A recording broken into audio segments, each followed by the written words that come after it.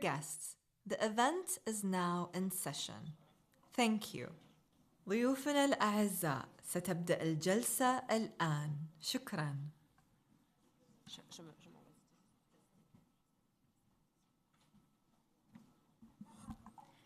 Good morning, everyone. Thank you for your presence today. As I said earlier this morning, we are very happy to have you here at the Expo City Dubai Sales Center. And this conference is part of Sorbonne University Abu Dhabi program for COP28. And it is a testament to the university's engagement for climate change and sustainability. Today, we will have a presentation about heritage, art market, and eco-responsibility by Dr. Rosemarie Ferret, Director of the Master Program Expertise and Art Market at Sorbonne University in Paris. She is also a senior lecturer and art historian. Before I welcome her on stage, I would like to thank the Expo City Dubai Pavilion and Her Excellency Rim Ibrahim Al Hashimi for her support. Thank you, and Dr. Rosemarie, the floor is yours.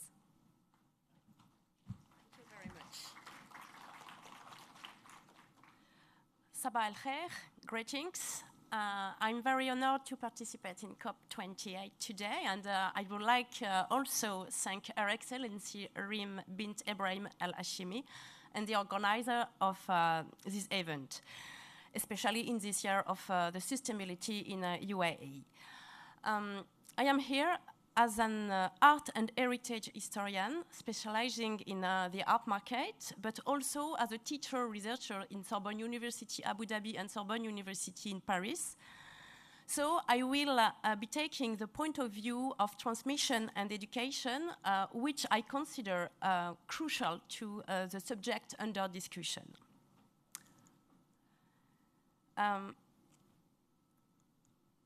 As an introduction, let me begin by invoking the inspirational thought of Sheikh Zayed with this quote: "We cherish our environment because it is an integral part of our country, our history, and our heritage. On land and in the sea, our forefathers lived and survived in this environment. They were able to do so because they recognize the need to preserve it for succeeding generations." Today's issues of sustainability is based on three foundations, indeed: past, present, and future, all consolidated by values and the awareness of belonging to a rich and complex world in great fragility and danger today.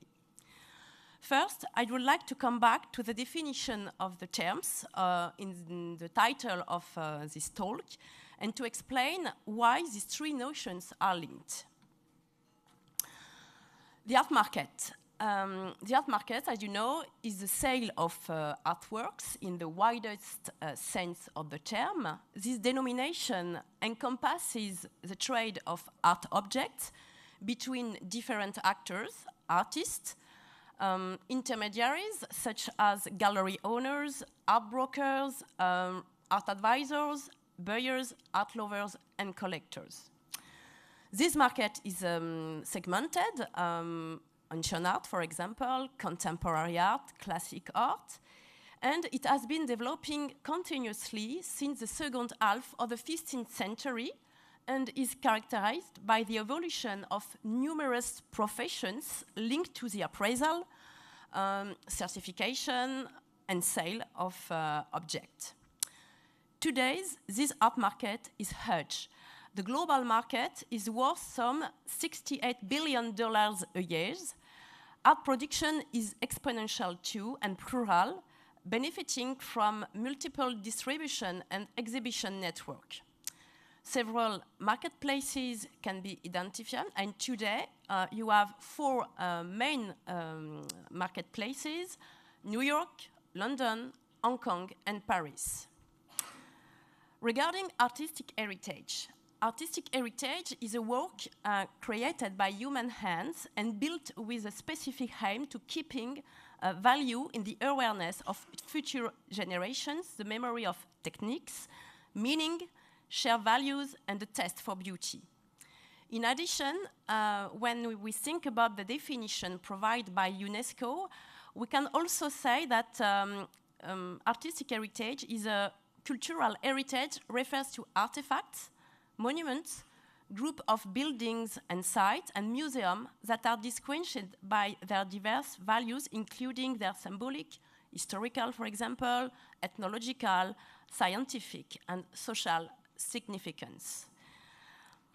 Eco-responsibility is the point today and within COP28. We are in the age of eco-responsibility, and we often use the expression eco-responsible generation, eco-responsible brand, eco-responsible fashion, eco-responsible products.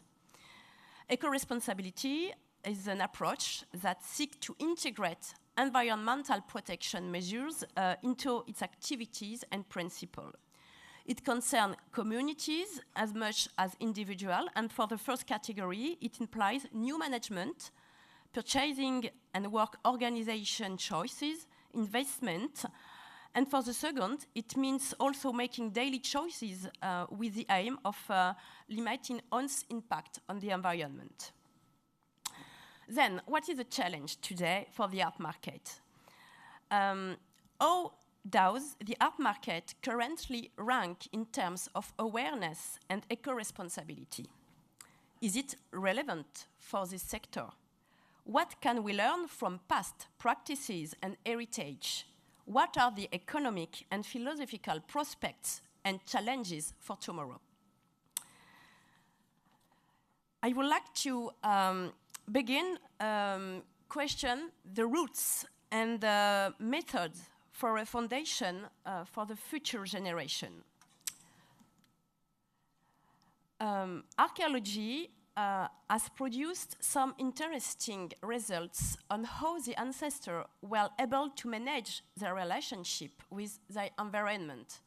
For example, seasonality, local distribution channels, energy conservation, resource management, knowledge and know-how of excellence, very different from our industrial societies and mass production.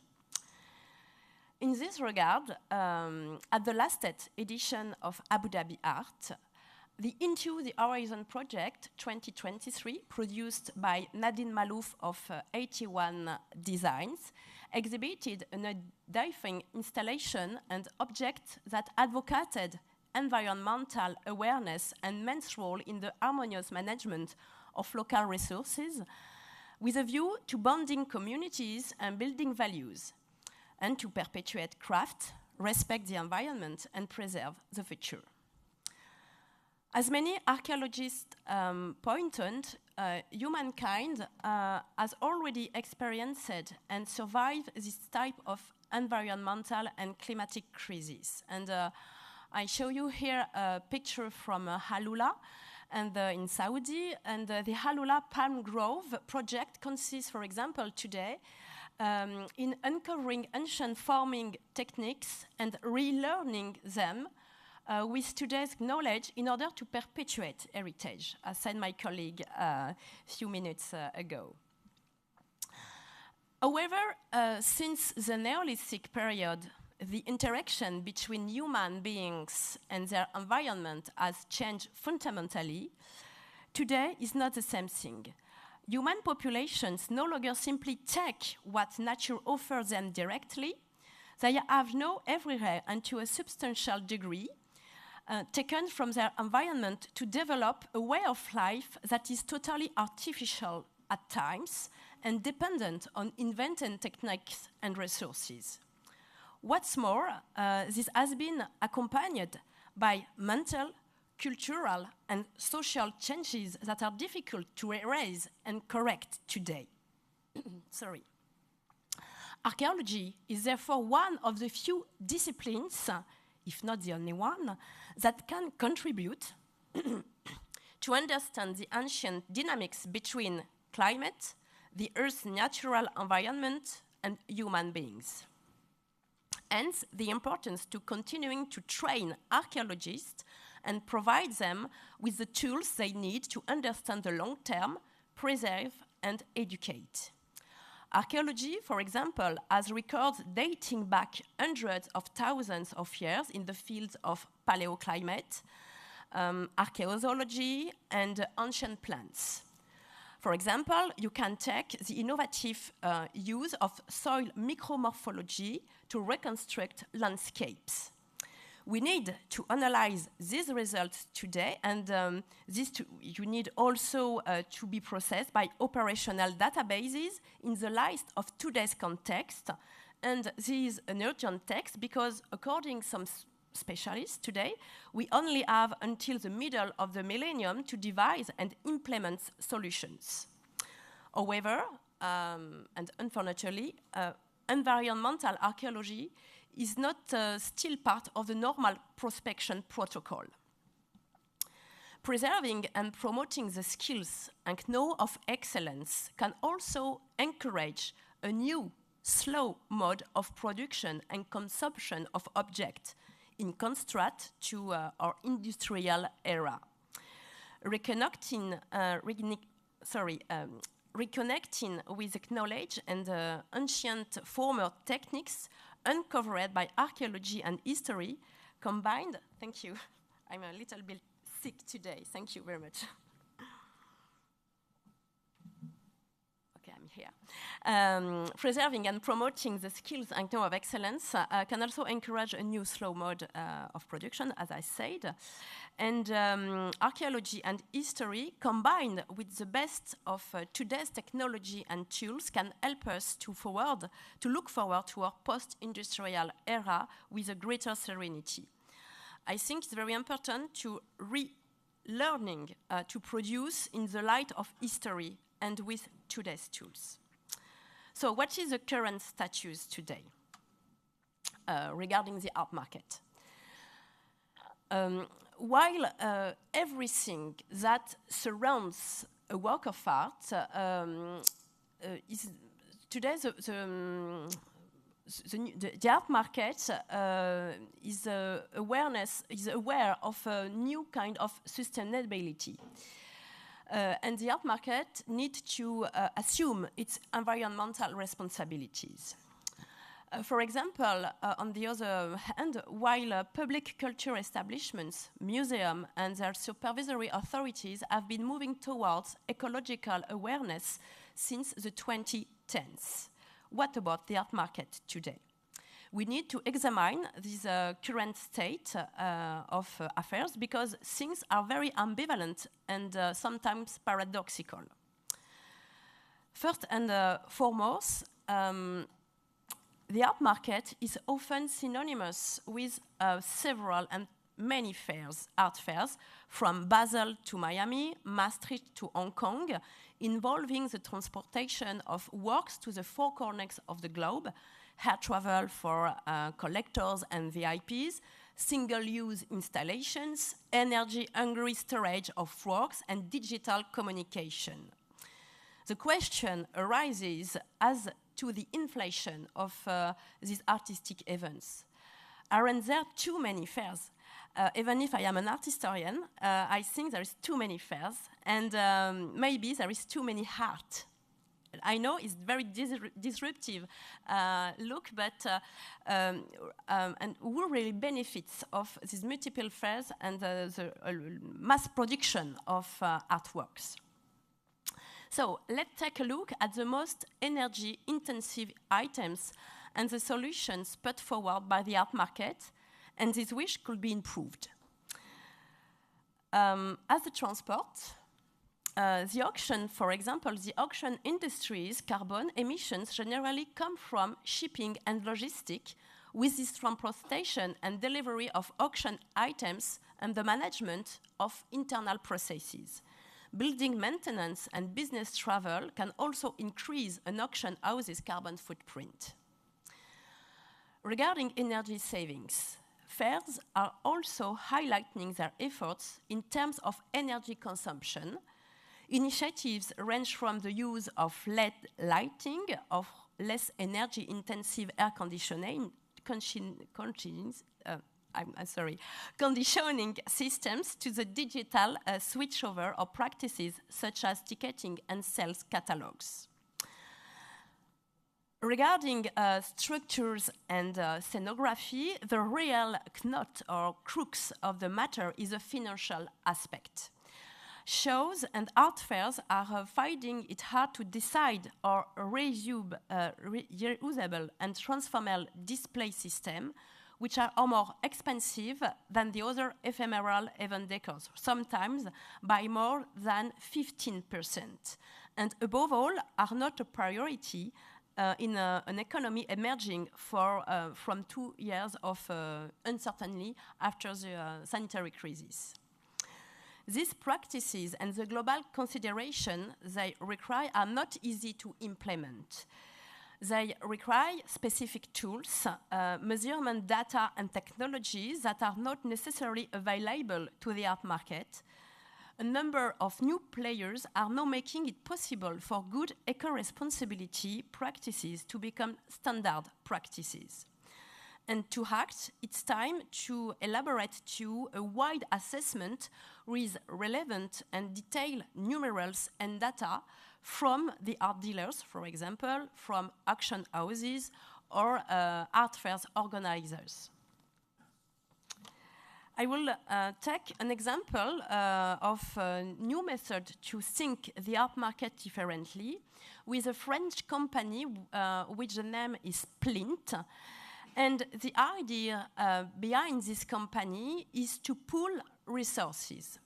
It has created a platform for sharing resources and facilitating reuse with the aim of reducing the waste generated by exhibitions.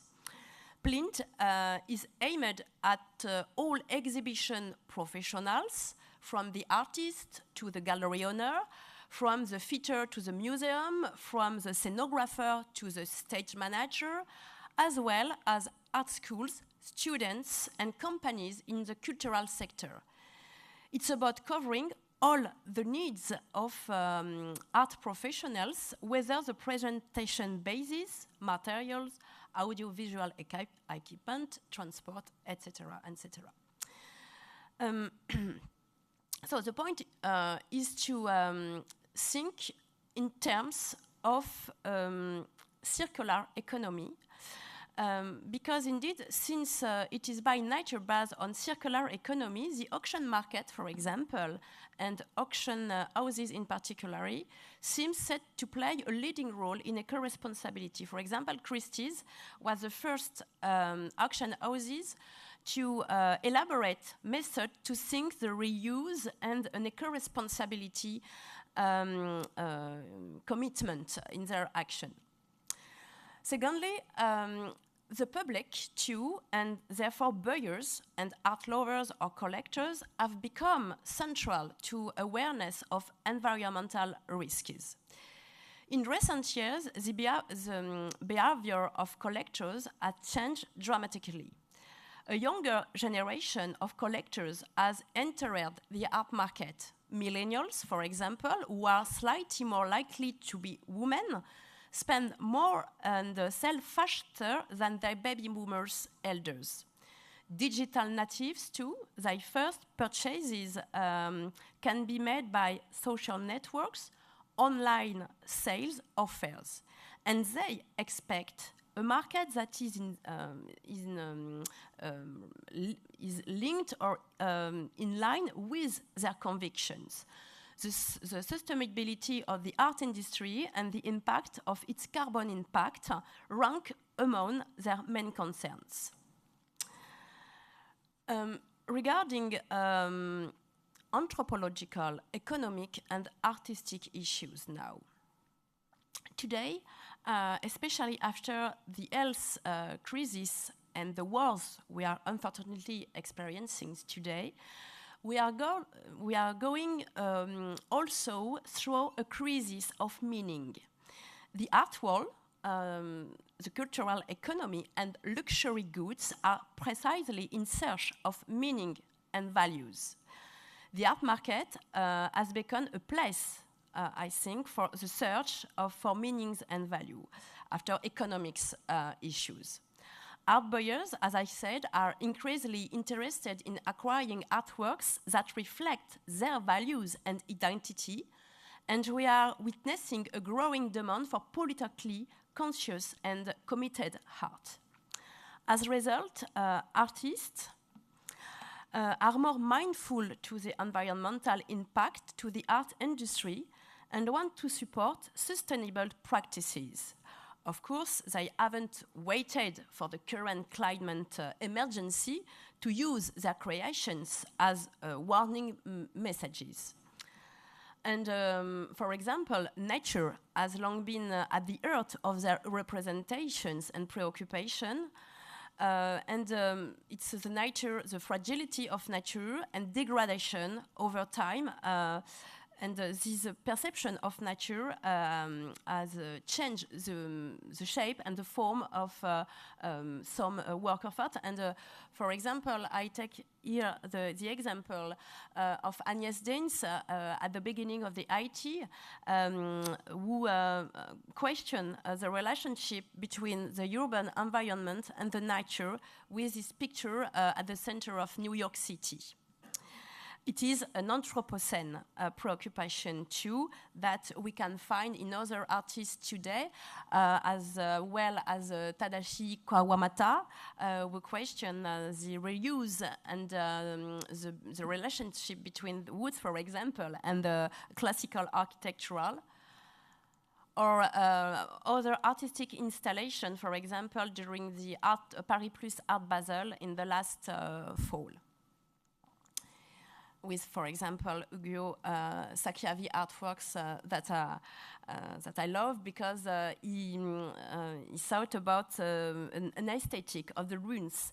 It is an aesthetic which mixed the contemporary and ancient ruins. And maybe you could saw this artwork in Louvre, Abu Dhabi, created by Zahra Al-Gambi, who questioned the Anthropocene impact with this tree with plastic. On the other hand, to quote Emmanuel Tiblou, who is the director of the École des Arts Décoratifs in Paris, the ecological transition is a priority for the creators of environment. And I would like to add objects of value. For me, education and art are the major agents of change today, with the right strategy for distributing resources. To repeat the quotation of Cher Zayed at the beginning, the relevance of this ecological transition lies in the fact that it links the past, the present, and the future. Let me take the example of interior architectures and design. The creators today of our living and working environment. We are living in an increasingly uninhabitable world. And yet, the vocation of the decorative arts and design, which bring together excellent know-how and craftsmanship, is precisely to design objects, uses and forms from the home and its decoration in general, in line with a new way of inhabiting and investing the world. As Emmanuel Tiblou points out, the role of culture is always to be in the vanguard. This is what we might call the dialectic of heritage and creation. If we understand culture in the broadest sense, this implies heritage that which is already there and creation that which is new. What culture and education have in common is that they stand in the gap of time and work to articulate the old and the new. For example, I think of two examples of designers. The first of one is the design duo Maximum, who produce furniture from the surplus, waste, of cuts, loses, scraps, for example, of industrial production. And on the other hand, my second example, it's about Simon Shawat and Suleiman Midouni, who have set up a production platform for ceramic objects that can be grafted onto architectural sites to exploit the clay strata uncovered during the excavation and earth-moving phases. Finally, one aspect not to be forgotten also at the end It is the ecological footprint of digital technology. And this footprint is considerable and necessary. And all the more difficult to apprehend because it is invisible. Digital technology is often presented as a solution, but it's two-faced. Here, we need to think things through. In conclusion, an eco-responsible and ethically sustainable solution will be for the art world to think and to be driven by value rather than volume. Think and consume locally in a global world, which doesn't mean becoming inward-looking, but consuming even art in a better way. This is a true luxury, excellence, true beauty, sustainability, in other words, respect for know-how, its transmission, and the sublimation of gestures and the heritage represented by art in all its facets. This cannot be achieved without vision and education.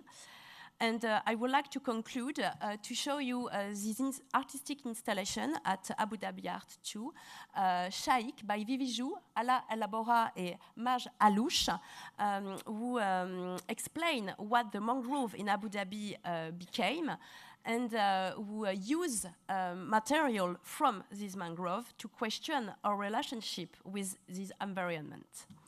Thank you. Shukran jazilan.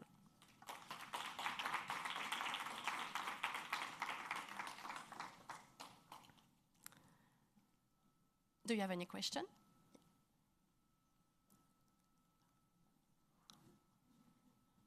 Hi, I'm Vivian. I come from Singapore, actually. So I'm not an expert on arts, but it's my personal passion. So just one question about, you mentioned the digital art has more ecological, sounds like has more ecological footprint than heritage, like the conventional art. Can you elaborate a little bit more? Like, because to my, as a kind of amateur, I don't know, like I'm passionate about art, but I want to understand like how to explain why digital art has more footprint. And from our understanding, digital art doesn't use any material which may not have footprint, but how to explain, like how to help us? Thank you very much for your question, but I didn't say that digital art are more as a more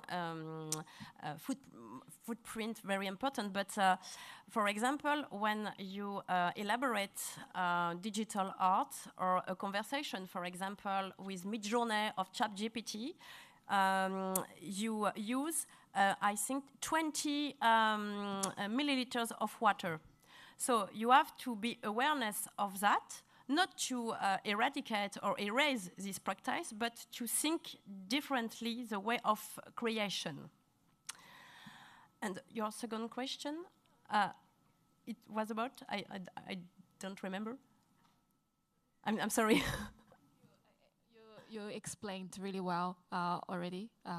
Just for my understanding of like those art which preserve heritage, mostly are handmade or original from indigenous group. How to connect with eco-friendly concept, like for marketers, for example, brands, they want to build eco-conscious for heritage.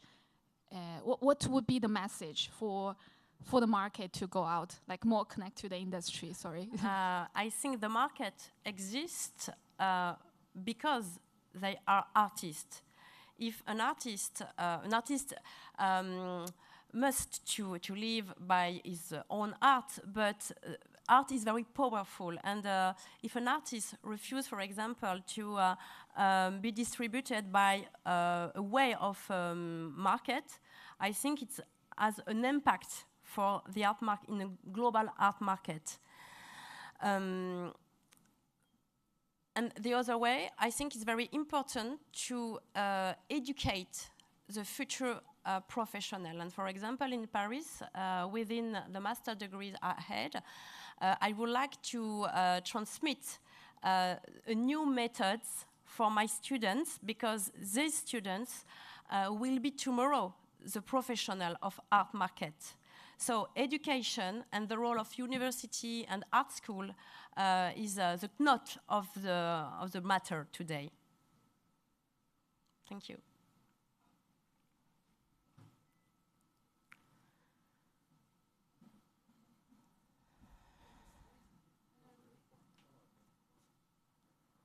Hello. So I guess my question, I was thinking of a few different questions, trying to in line with what you focus on.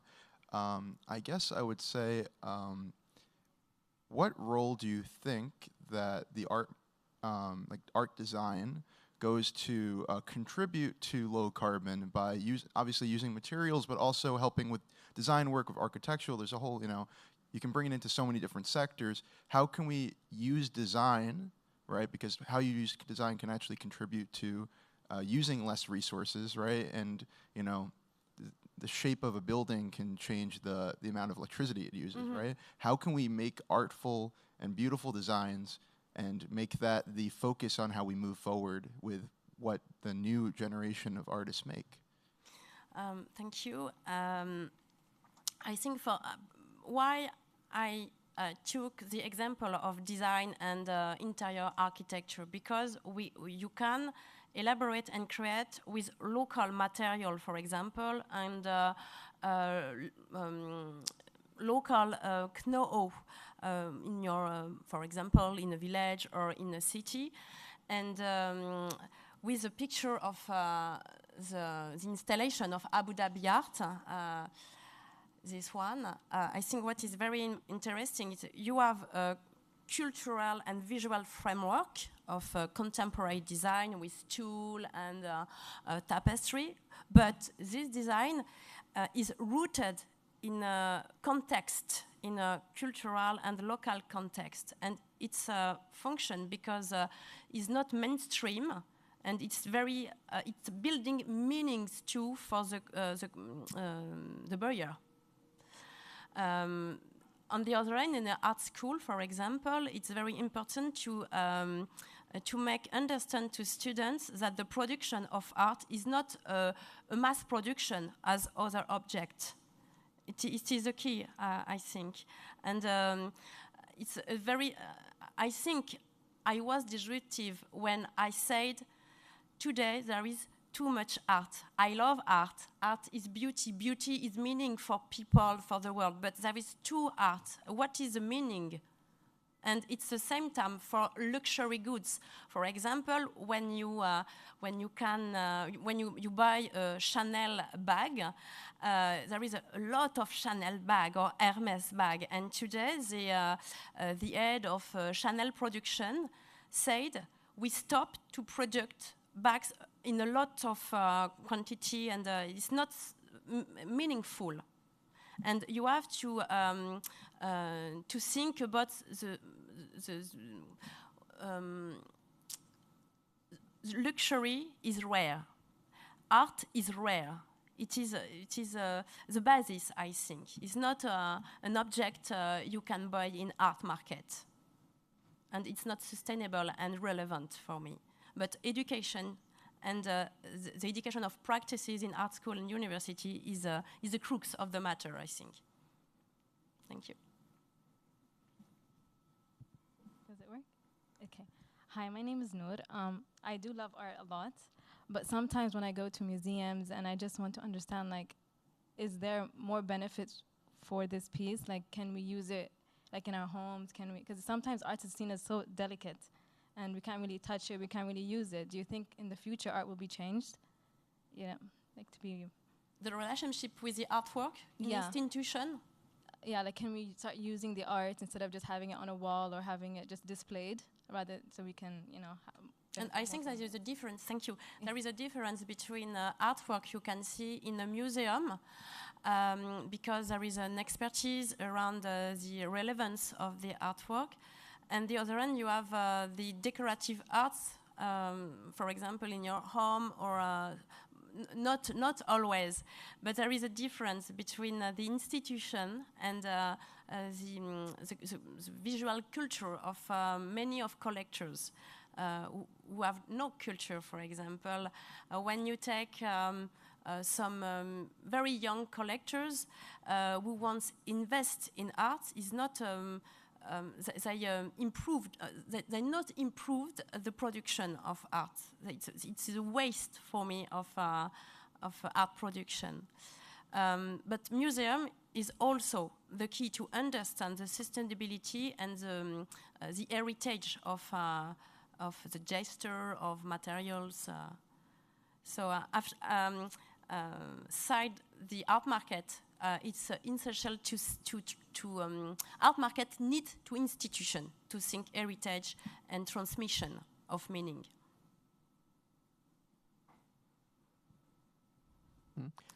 Hi. I have not a question, but a small addition to your talk. I'm Dennis. I'm an augmented reality artist and machine learning engineer. And as you said, that when you use ChatGPT or Midjourney, for now, it definitely consumes plenty of resources, but technology advances rapidly. And today, you can run a language model or image generation model on your phone with the same quality, and it consumes no more resources than, for example, launching Instagram. So it's super sustainable and all this stuff. Yes, you're right. We need to be aware to the impact of this new technology, but not to erase this new technology. It's our life, and I use Instagram every day. But we have to think about another time the meaning of the use of Instagram. Instagram is okay for art market, art dealer, for artists is very interesting for them. But Instagram to take a picture of your spaghetti is not very interesting, and it has a footprint. So you have to question our relationship to the world and the environment, and our relationship in the communication with others.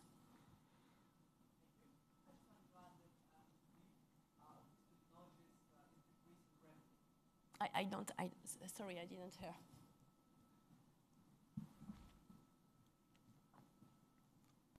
So I just said that the footprint of these new technologies is decreasing rapidly. We're working on it. But it's the same thing, I think, for the fossil energies. We cannot think without nowadays with fossil energies and new technology. But I think science and researchers have to elaborate new way to create a clean and new technology and clean fossil energy. I think is a point today. And the decisions and the talks about fossil energy, for example, or oil, it's very important too, because we cannot eradicate all the art fairs, for example, and all the transportation by plane from Miami to Hong Kong, but we can think about a new fossil energy. And we have to encourage a new laboratory and research in university to think about that. Because today we can live as a Neolithic people. It's insane. We are in the 21st centuries. So I encourage students in science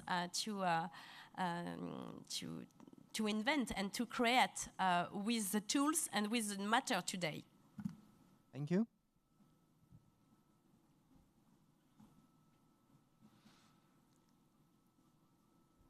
Hello.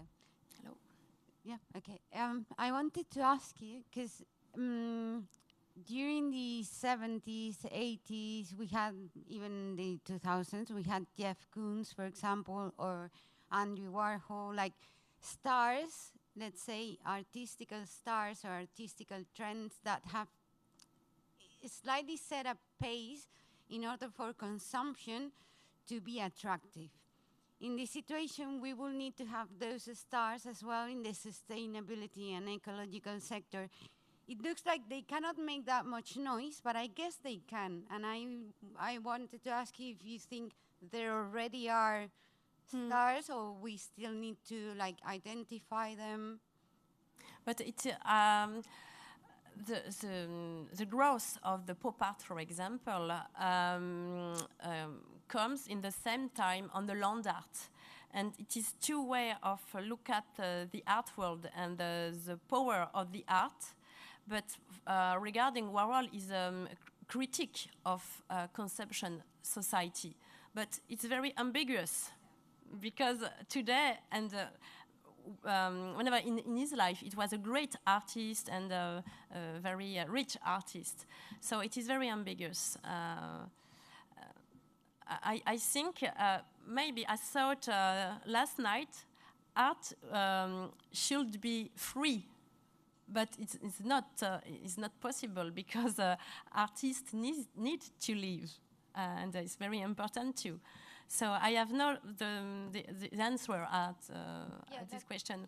As there are also markets, like there is a whole market behind, and in the end you can, for example, promote an artist regarding their financial income and expose them at certain relevant galleries. When an specialist can identify that the art piece can be captivating, can be expressful.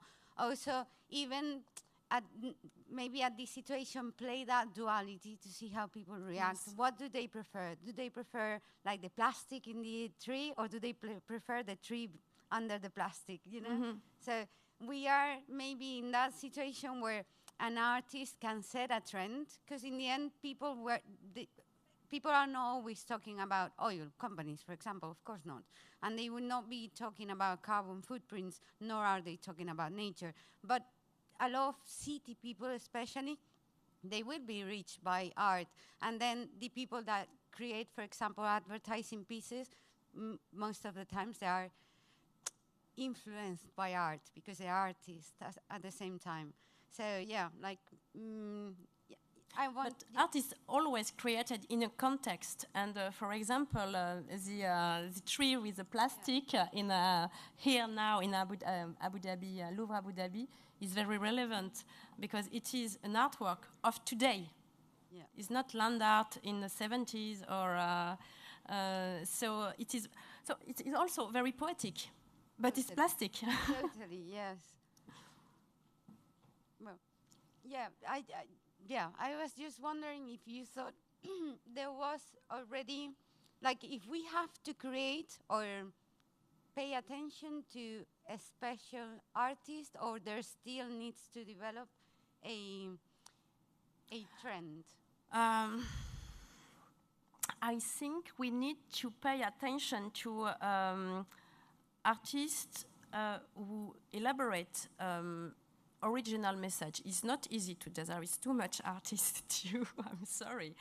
And there is always the same topics: commitment, the work, cultural work, the colonialism, and it is the art today. But I think to be the art needs to be regarded on a long time. But a lot of artists today are in an ephemeral time because the message is not very relevant or too much in adequation linked with the art market. For example, if you sell a lot of tree with plastic, some buyers ask to the artist to produce a lot, and the mega galleries too. I think some mega galleries in Paris, for example, if a painting, a red painting sells well, the gallery's owner asks the artist to produce a lot of this kind of painting. So you need to have the look of art historian and the look of an historian, because art is always created in a context. I don't know if I have answered to your question, but I'm thinking again. Thank you.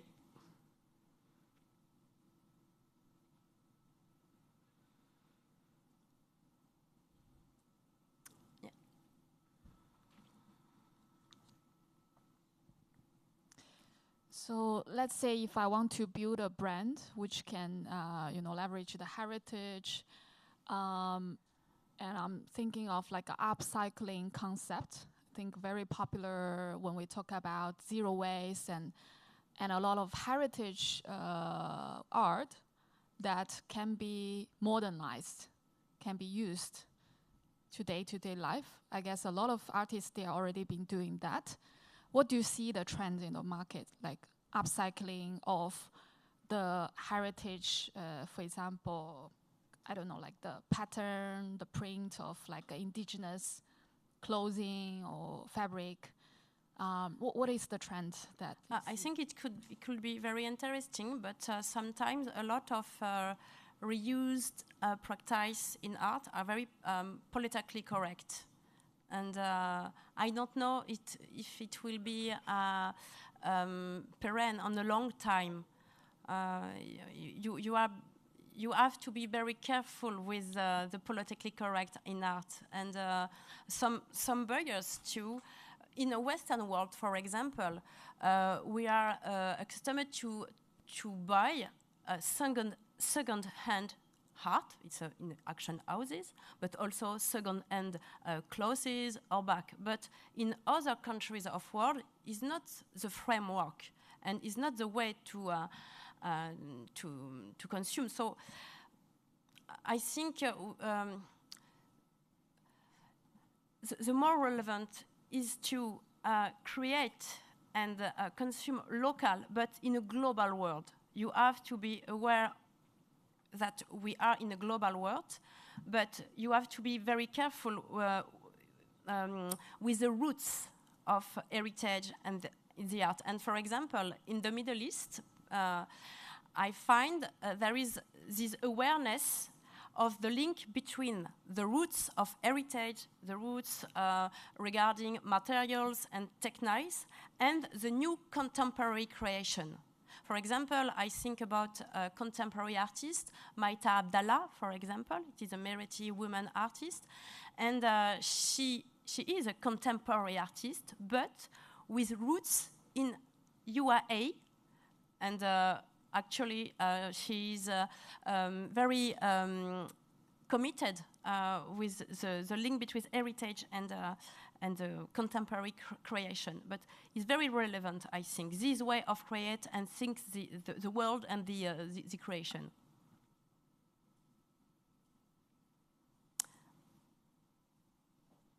Thank you. I think it's over. Thank you very much. Thank you.